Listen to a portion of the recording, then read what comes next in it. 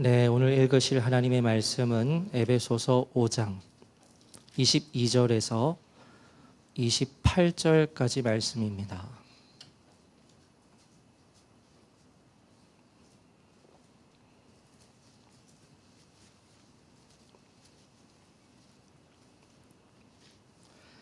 네, 에베소서 5장 22절에서 28절까지 교독하시고 마지막 절은 함께 읽겠습니다. 아내들이여 자기 남편에게 복종하기를 주께 하듯 하라.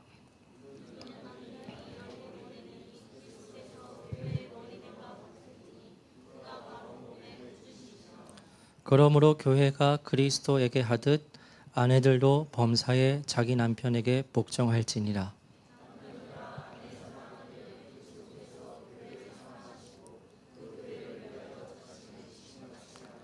이는 곧 물로 씻어 말씀으로 깨끗하게 하사 거룩하게 하시고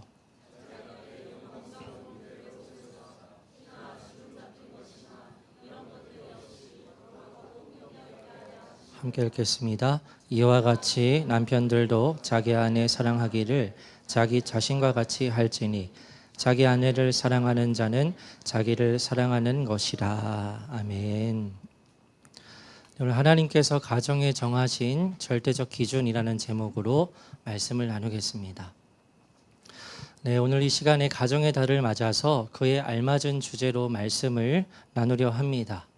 개인적인 생각이지만 제가 이제까지 했었던 많은 설교 중에서 오늘의 이 설교가 가장 파격적인 설교가 되지 않을까 합니다.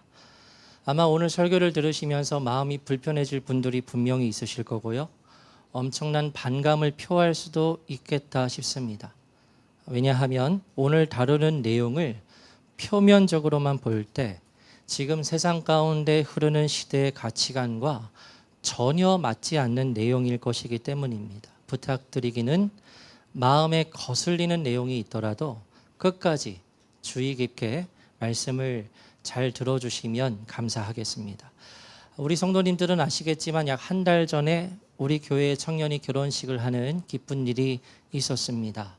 그 결혼식에 제가 축복 기도의 순서를 맡게 되었는데 마음껏 축복을 해 주어야겠다는 생각과 함께 한편으로는 부담이 되는 지점이 있었습니다. 그것은 그 결혼식에 참여하는 모든 사람이 소위 기독교인이 아니라는 그 부분 때문에 조금 마음에 부담이 되더라고요.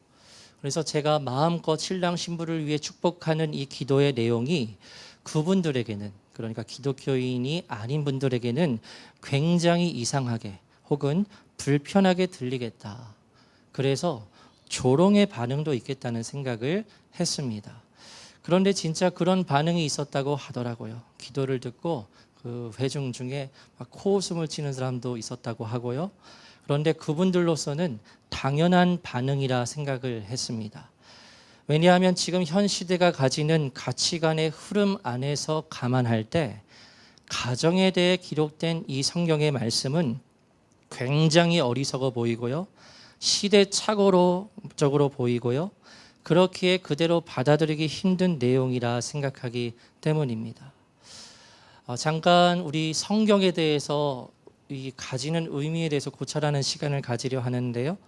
여러분이 아시다시피 이 성경은 사람의 손으로 쓴 기록입니다. 사람이 쓴 책입니다. 그런데 사람의 손으로 쓰인 이 책이 어떻게 하나님의 말씀이 될 수 있는가라고 할 때 이 기록된 성경책을 절대적인 하나님의 말씀으로 고백하는 이유는 하나님의 영감에 의해 기록된 것이라는 분명한 믿음이 있기 때문입니다. 그래서 성경은 단순히 여러 종교의 경전 중에 하나가 아니라 일반 역사학자가 생각하는 것 같이 아주 높은 역사적 가치를 지닌 그와 같은 자료가 아니라 정말 살아있는 절대적인 하나님의 말씀임을 우리는 믿음으로 고백할 수 있어야 합니다. 이 지점이 왜 중요한가? 교회 안에 있으면서도 성경에 대해서 절대적인 살아있는 하나님의 말씀으로 여기지 않는 사람들이 간혹 있기 때문에 그래요. 세상 사람들이 이해하는 것과 같이 성경책, 다른 불경이나 다른 코란이나 비슷한 수준의 책이 아니겠어? 그와 같은 정도로 만약에 성경에 대해 생각을 하고 있다면 아직 그분에게 믿음의 눈이 뜨이지 않았기 때문이라고 말할 수 있어요. 우리 디모데후서 3장 16절, 17절 두 절을 우리 생각하면서 천천히 읽겠습니다. 시작. 모든 성경은 하나님의 감동으로 된 것으로 책망과 바르게 함과 의로 교육하기에 유익하니 이는 하나님의 사람으로 온전하게 하며 모든 선한 일을 행할 능력을 하려 함이라. 아멘. 방금 읽은 말씀을 보면 성경은 무엇으로 된 것이라 말합니까? 하나님의 감동으로 된 것으로. 성경은 교훈과 책망과 바르게 함과 의로 교육하기에 유익한 내용으로 구성되어 있으며 또한 하나님의 사람이 온전케 되고 선한 일을 행할 수 있는 능력을 갖추게 하는 책이라 말하고 있습니다. 그러니까 정리하자면요, 성경은 그리스도인이 이 세상을 살아가는데 어떻게 살아가야 하는지에 대한 모든 가르침이 성경에 기록되어 있다는 것입니다. 제가 그 바로 앞에 15절의 말씀을 뺐는데요, 물론 성경은 가장 중요한 가치는 15절에 기록되어 있습니다. 넘겨주시면 나올 텐데, 그래서 성경은 우리로 하여금 구원에 이르게 하는 능력의 말씀입니다. 이것이 성경이 가지는 가장 중요한 가치예요. 구원에 이르게 하는 능력이 하나님의 말씀에 있습니다. 그런데 이뿐만 아니라 다시 16절 17절, 성경은 사람이 세상을 살아가는데 어떻게 살아가야 하는지에 대한 분명한 지침을 전달하는 말씀이라는 거죠. 그래서 이 성경책에 있는 하나님의 말씀을 오늘날 살아가는 우리의 삶에 우리는 적용할 수 있어야 하는데, 그런데 문제가 있습니다. 어떤 문제가 있느냐 하면요, 이 성경의 말씀이 기록된 시대의 배경이 적어도 2000년 전이기 때문입니다. 그래서 수천 년 전에, 그 오랜 시간 전에 기록된 이 성경의 말씀을 2026년에 살아가는 우리에게 적용할 때 어려움이 있어요. 그래서 성경의 내용 중에서는 시대가 바뀌었기 때문에 다르게 적용해야 할 말씀도 있고요, 시대가 바뀌었음에도 변함없이 적용해야 할 내용으로 나뉘어집니다. 그렇다면 이 둘 중에 시대가 바뀌었기 때문에 혹은 지리적 문화가 다르기에 다르게 적용해야 할 말씀이 성경에 있다면 대표적으로 어느 말씀이 있을까? 한 가지 말씀드리려고 하는데요, 바로 신약에 나오는 노예에 대한 말씀입니다. 우리 에베소서 6장 5절 한 절을 읽겠습니다. 시작. 종들아 두려워 육체의 상전에게 순종하기를 그리스도께 하듯 하라. 아멘. 한글 성경에서는 종이라고 순화해서 표현하고 있는데요, 당시에 노예들이 종입니다.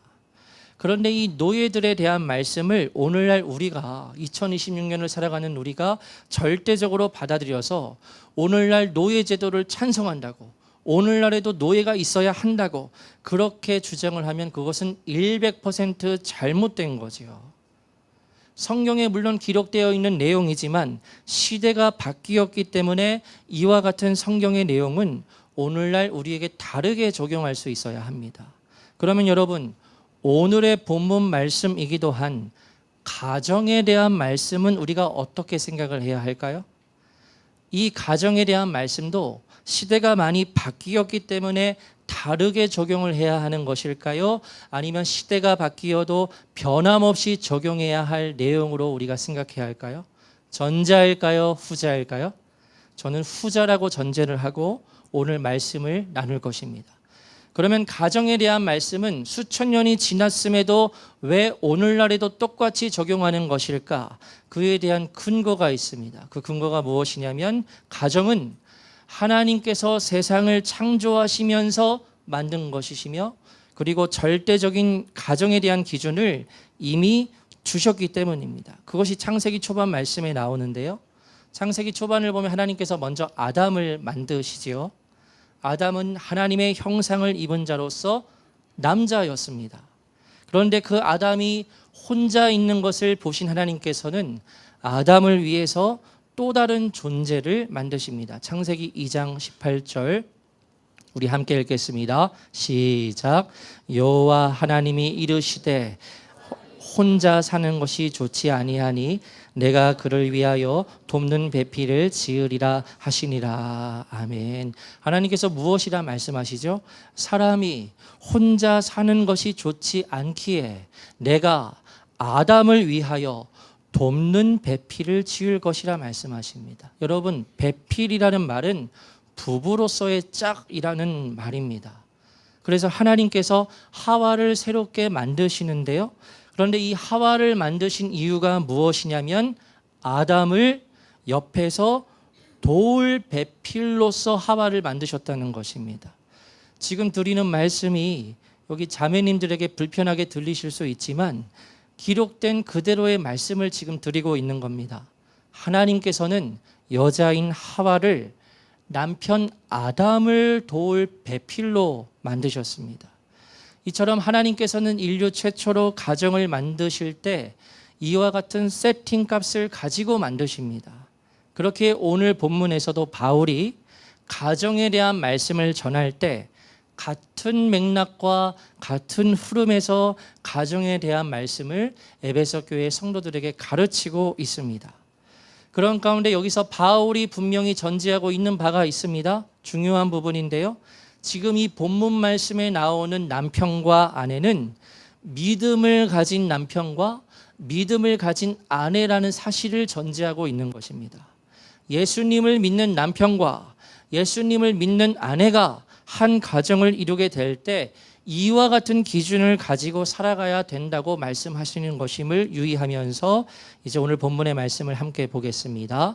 우리 22절 함께 읽겠습니다. 시작. 아내들이여 자기 남편에게 복종하기를 주께 하듯 하라. 아멘.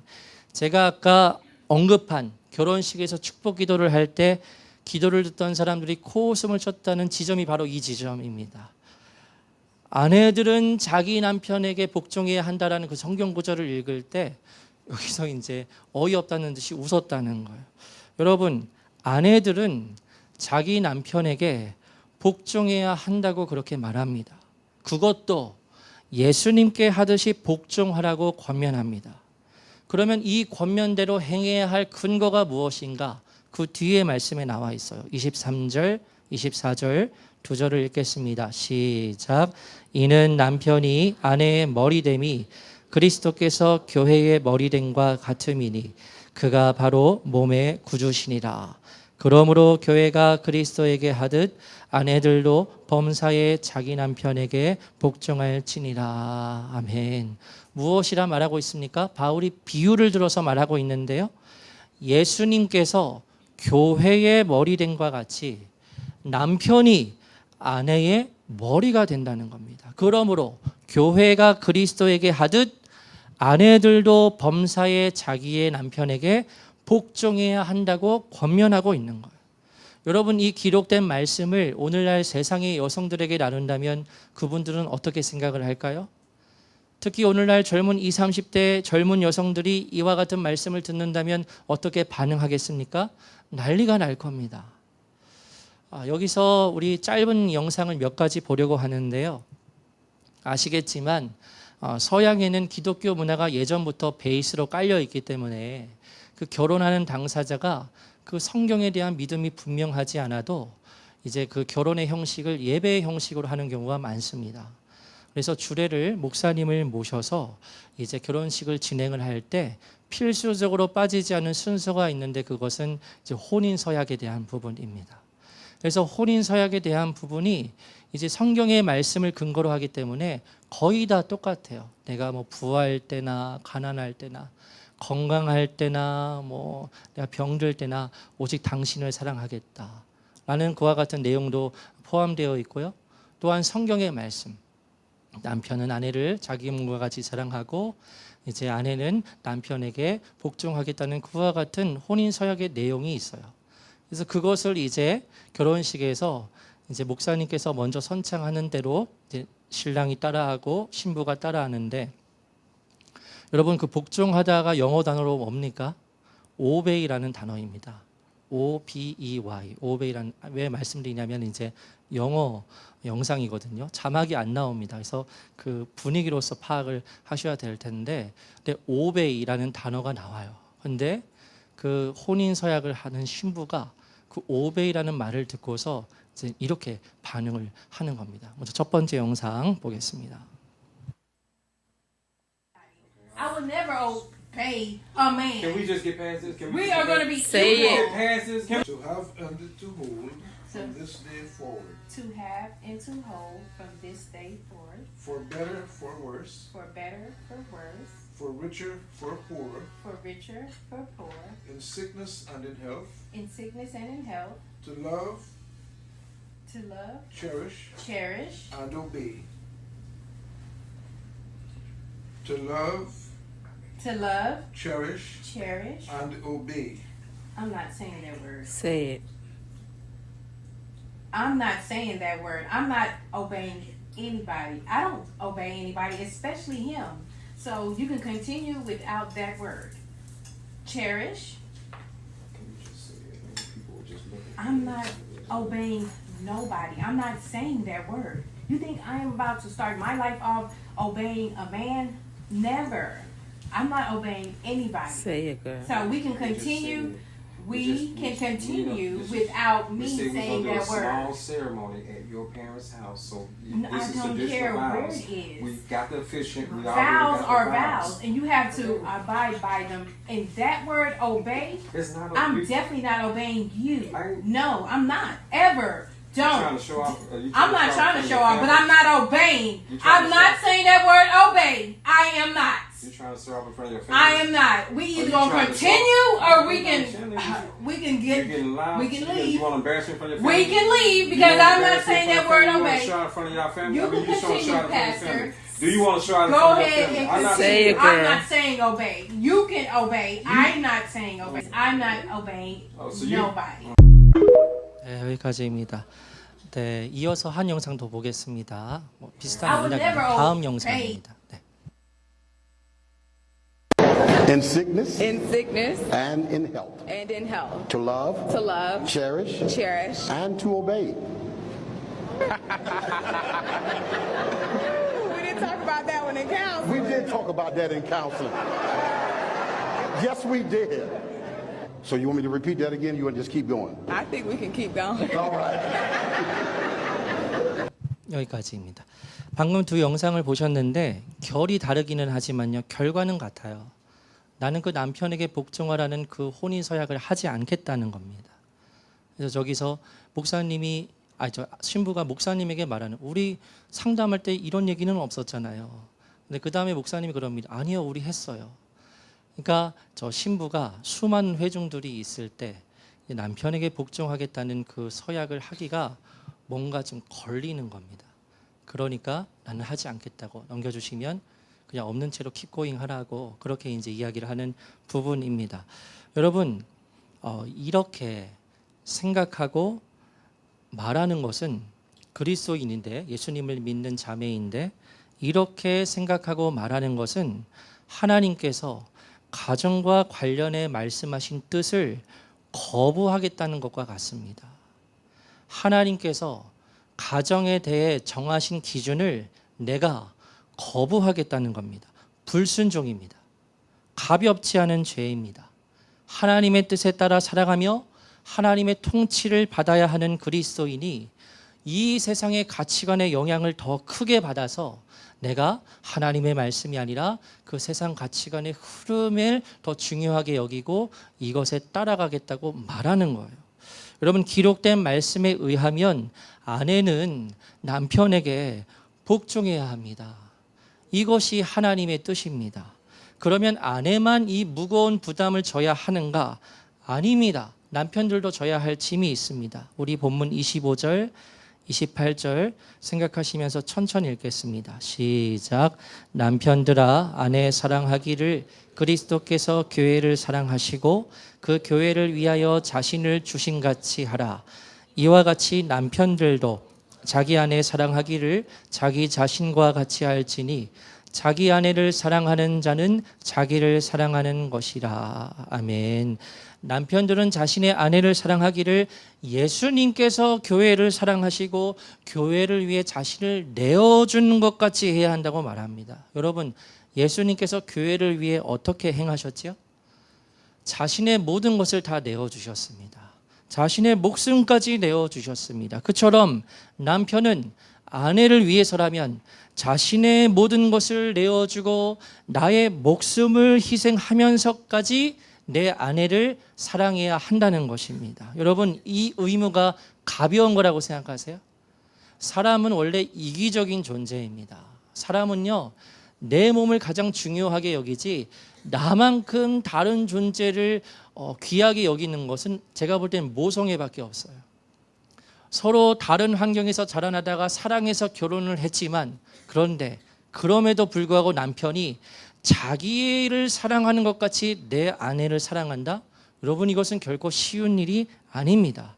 실행하기가 정말로 어려운 일입니다. 그런데 남편들은 아내를 그와 같이 사랑해야 한다는 거지요.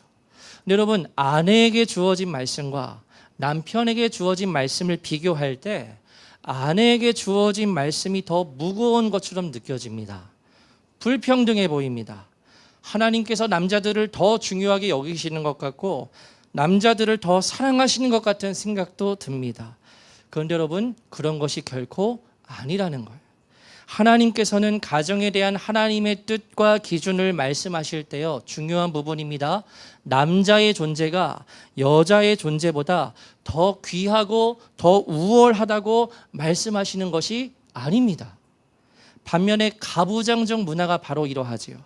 여러분, 남자의 존재가 여자의 존재보다 더 우선시하고 더 우월하다고 생각하는 경향이 가부장적 문화에 있는 거죠. 옛날 드라마에 중에 아들과 딸이라는 제목의 드라마가 있었습니다. 아시는 분 있을지는 모르겠는데, 네, 드라마의 스토리를 보면요, 아들 귀남이가 있고 딸 후남이가 있는데요. 근데 이 남매의 어머니는 오직 아들만을 내세우고 아들만을 귀히 여깁니다. 그래서 딸로서 차별을 받는 스토리가 이 드라마의 주된 내용이에요. 그런데 이 드라마가 말하고 있는 바는 가부장적 문화가 가지는 맹점을 고발하고 있는 겁니다. 가부장적 문화는 말 그대로 남자가 여자보다 존재론적으로 더 낫고 더 귀하다고 생각하는 경향을 가지고 있는 거예요. 그러나 성경에서 말하는 내용은 그와 같지 않습니다. 이런 가부장적 문화와 본질이 다릅니다. 성경에서 말하는 바는 남자가 여자보다 존재적으로 훨씬 귀하다고 말하는 것이 아니에요. 존재론적으로는 똑같습니다. 남자나 여자나. 그러나 뭐가 다릅니까? 가정에서 맡겨진 역할에 있어서는 서로 다르다는 것입니다. 그 이유로 여러분, 남편이 가정에서 예수님이 될 수 있습니까? 없습니까? 없지요. 그래서 오늘 본문 말씀을 보면 바울이 비유를 사용하는 거예요. 교회가 그리스도에게 하듯 아내는 남편에게 복종하라고 말하지 남편이 곧 예수님이라고 말하고 있지 않습니다. 그러니까 남편과 아내가 존재적으로 다른 것이 아니라 역할적인 면에서 다르다고 말하고 있음을 분명히 이해해야 합니다. 이것에 대해서 차이를 알지 못하면 겉봐 성경에서도 그 시시흔에 빠진 가부장적 문화와 똑같은 이야기하고 있잖아요. 똑같은 게 아닙니다. 가부장적 문화와 성경에서 말하는 하나님의 말씀은 본질이 다른 겁니다. 존재론적으로 남자와 여자는 같습니다. 모두 다 하나님의 귀한 자녀입니다. 그런데 가정에서는 하나님께서 세우신 질서가 있고 각각의 역할이 있다는 거예요. 그 역할이 다르다는 거예요. 한 영상을 보려 합니다. 역시 서양의 한 결혼식에서 혼인 서약을 하는 장면인데요. 아까 보았던 예와 반대가 되는 영상이라 말할 수 있습니다. 보고 말씀을 나누겠습니다.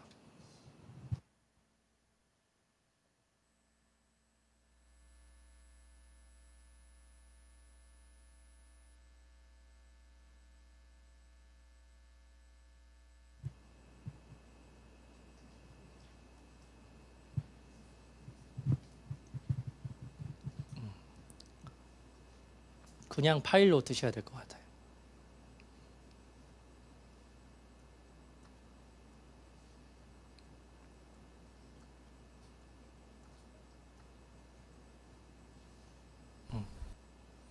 I'm so grateful to God. I have so many and a million words to say to tell you how much I love you. But one thing I want to tell you and promise you, Miles, is I'll forever submit to you. I'll forever submit to you. I'll forever submit to you, Miles. I'll forever respect you, Miles. I'll forever honor you, Miles, as the head of our home and no other. There is no other, there is no one, no plans of hell will ever prosper in our marriage and will ever hold me not to be a wife that is a Proverbs 31 woman. I will become that woman that builds the home as I follow you, as you follow Christ. That is the only thing that we will do in our household.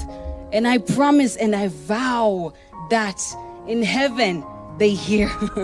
On earth I declare and decree, I shall be a submissive wife unto you as we continue to do this work of God.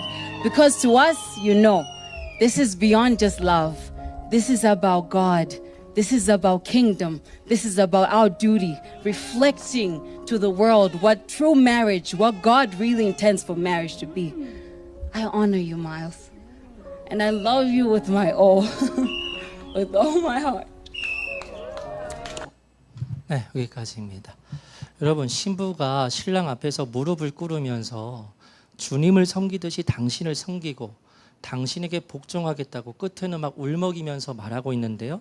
여러분, 이 신부가 말하는 것이 나의 존재보다 당신의 존재가 더 귀하다고 말하는 것처럼 들리십니까? 아니에요. 그것이 아니죠. 지금 이 신부는 가정을 향한 하나님의 뜻을 완벽하게 이해하고 있는 겁니다. 존재론적으로 다른 것이 아니라 하나님께서 말씀하신 가정에서의 역할이 서로 다르다는 점을 명확히 이해하고 그에 따라서 혼인서약을 지금 하고 있는 거예요. 여러분, 이것이 바로 하나님께서 모든 믿음의 가정을 이루는 남편과 아내에게 주시는 절대적 기준이자 세팅값입니다. 아내는 남편에게 복종하고 남편은 아내를 자신의 목숨과 같이 사랑하는 것입니다. 이와 같은 기준에서 벗어나게 되면 그 가정은 질서가 흔들리게 됩니다.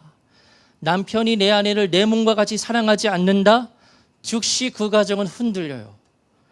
반대로 아내가 남편을 존중하지 않으면서 남편에게 순종하지 않는다? 역시 그 가정은 머지않아 흔들리게 될 것입니다. 오늘 이 설교는 아직 결혼하지 않은 우리 청년들에게 더 중요한 말씀이 되리라 생각합니다.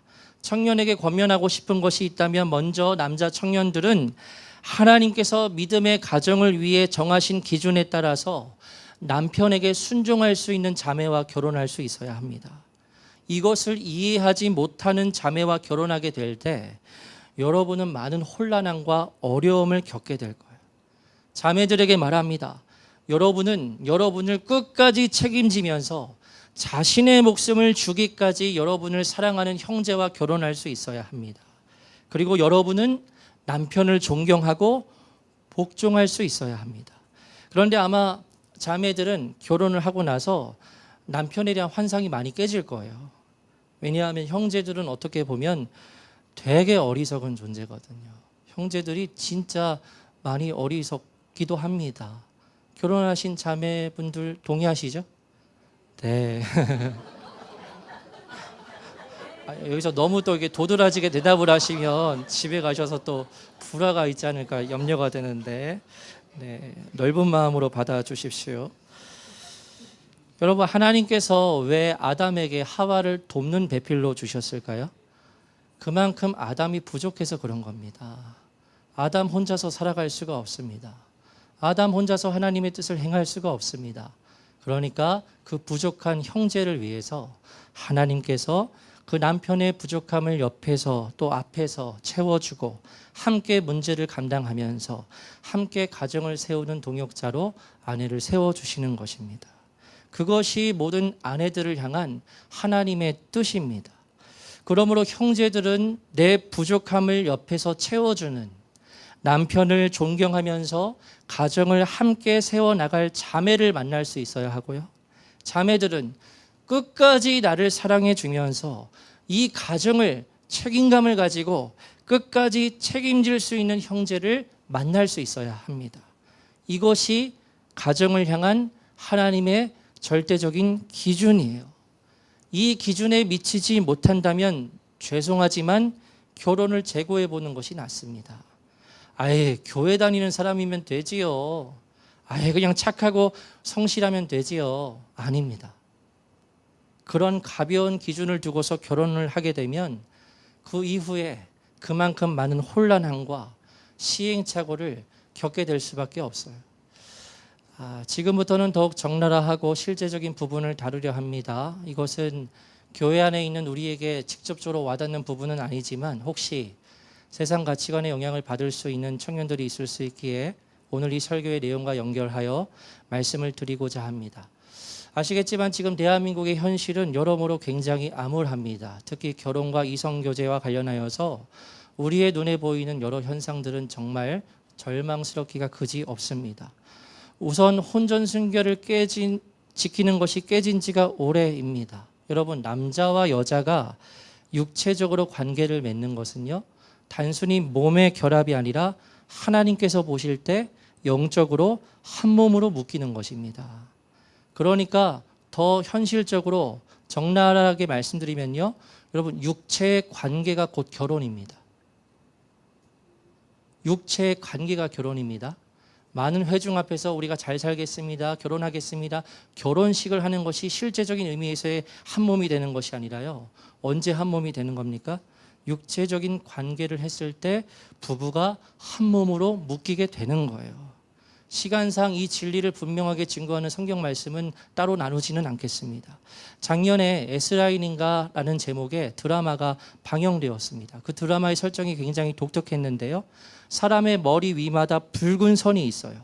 그런데 이 붉은 선이 다른 이성과 연결이 되어 있는데, 근데 이 선이 가지는 의미는 이 사람이 육체적 관계를 맺은 사람과 서로 붉은 선이 연결이 되어 있는 겁니다. 그러면 여러분, 성경의 말씀을 떠나서 상식적으로 사람은 이 붉은 선이 몇 개가 있어야 합니까? 하나가 있어야 되죠. 그런데 둘 이상의 선을 가지고 있는 사람이 이미 절대 대다수가 되어버린 세상 속에서 우리가 살아가고 있다는 거죠. 결혼하기 전에 남녀간 육체적 관계를 맺는 것이 오히려 정상인의 범주에 들어가는 것으로 생각합니다. 아니면 100번 양보해서 그런 현상이 바람직하지는 않지만 그럴 수도 있다고 생각합니다. 이 남자 여가 사랑하면은 연애하면서 그렇게 할 수도 있는 거지, 그럴 수도 있다고 생각을 해요. 근데 정말 그런가요? 그럴 수도 있는 것입니까? 아니라는 겁니다. 그것은 하나님 앞에 엄청난 죄에 해당하는 것이며, 만약 내가 둘 이상의 붉은 선을 가지고 있다면 그것에 대해서 하나님 앞에 철저하게 회개할 수 있어야 합니다. 과거의 일이라도요. 여러분, 과거에 지나간 일이라 해도 그 부분에 대해서 내가 철저하게 하나님 앞에 회개하지 않았다면 그 부분에 대해서 정말 하나님 앞에 회개해야 합니다. 이 부분에 대해서 가볍게 생각하면요, 큰 오산입니다. 정말 하나님 앞에 철저하게 회개할 수 있어야 돼요. 그냥 지나가시면 안 됩니다. 젊은 세대들은요, 자신이 이성과 육체적 관계를 맺는 것을 마치 자랑처럼 생각합니다. 아주 멍청한 거예요. 진짜 멍청한 거예요. 더 심한 표현을 하고 싶은데 진짜 또라이들이에요. 진짜 어리석기 그지없는 사람들입니다. 그건요, 자랑할 수 있는 게 아니에요. 결혼을 안 한 남녀가 그와 같은 관계를 맺는다? 자신의 영혼을 갉아먹는 아주 무서운 행위입니다. 특히 자매들은요, 더 조심해야 합니다. 만약에 그렇게 관계를 하면 그냥 이렇게 해서 즐길 수 있나요? 그 결과로 원치 않는 것을 경험하게 되고, 또 그 결과로 생명을 죽이는 그와 같은 길을 선택할 수밖에 없는 루트로 가게 되는데, 그것을 막 자랑한다고요? 나 여자친구랑 잤어, 나 남자친구랑 잤어, 너무 좋던데, 자랑한다고요? 그런데 여러분, 오늘날 이러한 문화가 그냥 일반화가 되어버렸습니다. 총각 처녀 딱지를 떼지 못하면 바보 취급을 받습니다. 그런데 더욱 현실을 반영해서 말하면요, 그렇게 이성교제를 하고 육체의 관계를 맺는 것도요, 아무나 할 수 없어요. 왜냐하면 육체적으로 잘난 형제와 잘난 자매는 한정이 되어 있거든요. 여러분 알파남이라는 신조어 아십니까? 알파남 들어보셨어요? 모든 면에서 우월함을 가지고 외모나 신체나 뭐 조건이나 그런 모든 우수한 조건을 가지고 있는 형제를 알파남이라고 그렇게 말하기도 합니다. 그래서 모든 좋은 조건을 갖춘 그런 소수의 알파남이 많은 젊은 여성들과 자유롭게 관계를 맺어요. 그러나 대다수의 알파남이 되지 못한 젊은 형제들은 그런 것들을 원해요. 근데 그렇게는 못해요. 왜? 내가 알파남이 아니니까. 무엇으로 이어집니까? 자기 비하로 이어집니다. 나는 저 친구처럼 여자친구를 사귀지 못하니, 나는 정말 원하는데 그렇게 하지 못하니 더욱 절망감을 느끼면서 자기 자신을 비하합니다. 그리고 그 가지지 못한 것에 대한 갈망은 점점 더 커져가는 거죠. 여러분 그 이후에 있는 그대로 현실을 적나라하게 말씀드리면 그렇게 이제 자매들의 입장에서요, 알파남들과 자유롭게 관계를 맺는 자매들은 그런데 그 알파남을 차지할 수는 없어요. 한정이 있잖아요. 차지할 수는 없어요. 그래서 결국에는 20대 때 그렇게 자유롭게 관계를 맺다가 나이가 들어서 30대에 들어서게 되면 이제 결혼을 해야겠고 가정을 이루어야겠으니까 자신만의 형제를 찾아다닙니다. 어떤 기준으로 찾아다닐까요? 그때 나를 떠받들어 줄 형제. 여러분 풍풍남이라는 말 아세요? 아세요? 남자가 집안일 설거지를 할 수 있고 아내를 떠받들어 주는 남자가 풍풍남이에요. 여러분 엉가남 아세요? 엉가남? 아세요? 모르세요? 엉덩이가 가벼운 남자. 아내가 나 물 좀 떠다 주면 알았어 하면서 막 떠다 주고 아내를 떠받들어 주는 그런. 그러니까 20대 때는 자유롭게 그렇게 관계를 맺고 30대 때는 나이가 들어서 결혼을 해야 되니까 어떤 기준으로 형제를 찾냐면 나를 위해서 떠받들어 줄 수 있는 형제들.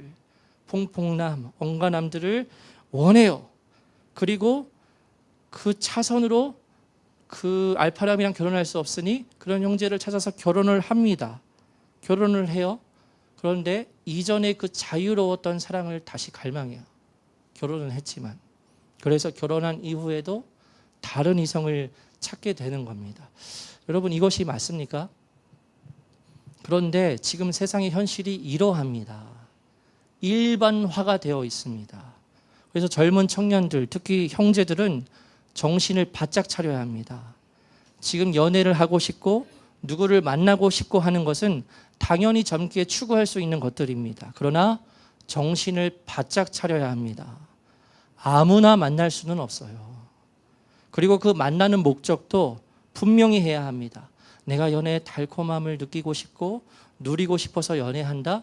아주 잘못된 것은 아니라고 할 수는 있지만 그와 같은 목적으로 연애를 하게 되면 잘못된 결과로 빠질 가능성이 굉장히 큽니다. 그래서 형제 청년들에게 말씀드리고 싶은 것은 여러분이 젊을 때 결혼의 가치가 얼마나 중요한 것인지 분명히 생각하고 성경의 말씀에 따라서 나 자신을 만들어 나가야 합니다. 오늘 본문에서 나오는 남편이자 오늘 본문에서 나오는 아내와 같이 자신을 훈련할 수 있어야 합니다. 그리고 그런 기준에서의 나의 짝을 만날 수 있어야 해요.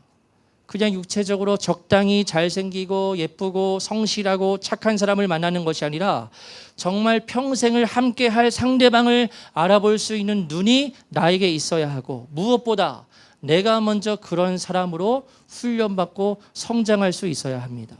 형제들은요, 책임감을 갖도록 훈련해야 합니다.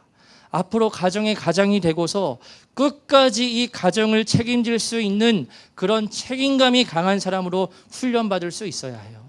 그리고 무엇보다 집안의 가장으로서 가정을 믿음으로 이끌 수 있는 거룩한 사람으로 결혼하기 전에 더욱 훈련받아야 합니다. 나에게 있어서 사랑은 단 한 명이에요. 나에게 있어서 사랑을 줄 수 있는 대상은 단 한 명이에요. 끝까지 내 아내를 사랑하면서 끝까지 가정을 책임질 수 있는 그 믿음의 가장으로 설 수 있도록 결혼 전에 나를 훈련시켜야 한다는 겁니다.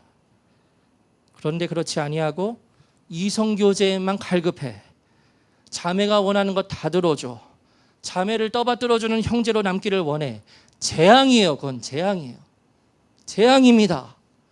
그런 기준으로 가볍게 결혼을 선택하면은 진짜 위험해요. 자매들도 마찬가지입니다. 하나님의 말씀에 따라서요, 겸손함을 가지고 성경에서의 역할의 차이를 이해하여서요, 남편을 세워주고 남편의 부족한 점을 채워주며 남편을 존경할 수 있는 마음을 가진 겸손한 아내로서 서게 되기를 훈련해야 합니다. 형제들을 볼 때 날 위해 항상 설거지 해주고 나를 떠받들어주는 형제를 찾는다? 그런 남편이면 좋겠다? 옳지 않아요. 성경적이지도 않습니다. 하나님 앞에서 큰 죄가 됩니다.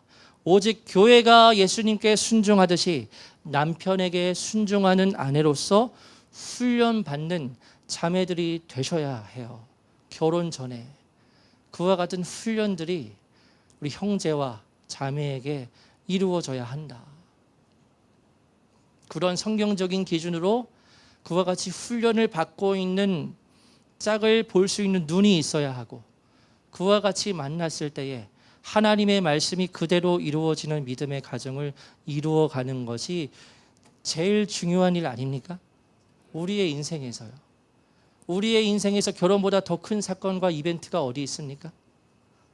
그런데 그 평생 살아갈 남편과 아내를 그냥 세상의 기준으로, 자매들은 나에게 잘해주는 사람, 그냥 적당히 잘생긴 사람, 또 형제들은 그냥 예쁜 자매, 그냥 뭐 좀 착해 보이는 자매, 그런 기준으로 결혼할 수 있습니까?